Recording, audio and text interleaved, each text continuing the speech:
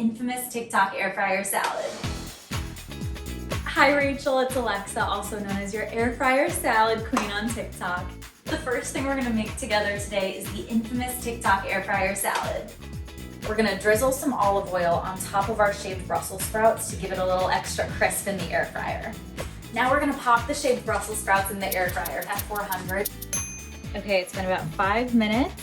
Oh, they're looking so good. Now we're gonna add our air fried Brussels sprouts into the bowl. And now I'm gonna add the chicken into the air fryer. I seasoned and marinated these with Caribbean jerk, paprika, salt and pepper, and a little bit of olive oil. I'm gonna pop it in for 10 minutes at 400. Oh yes, that looks perfect. So we're gonna go ahead and take this bad boy out. So now we're gonna cut up our chicken and put it on top of our air fried Brussels sprouts. Oh my goodness, it smells so good. And we're gonna add in the rest of our toppings. So we're gonna add the onion, dates, of course the avocado, and the Parmesan cheese. Now we're just gonna toss it around a bit, get everything mixed well together before we add in the dressing. I'm just going to drizzle on top a little extra olive oil and a little balsamic glaze. And now the best part, gotta get a big bite. So good.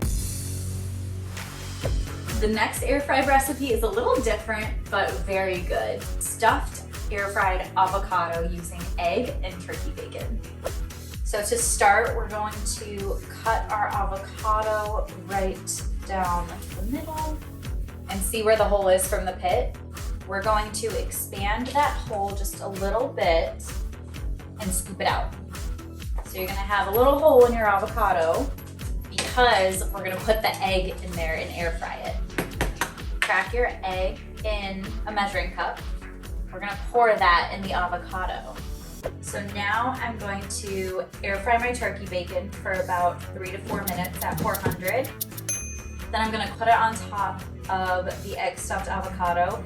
We're gonna pop her in the air fryer for about 5 minutes at 400.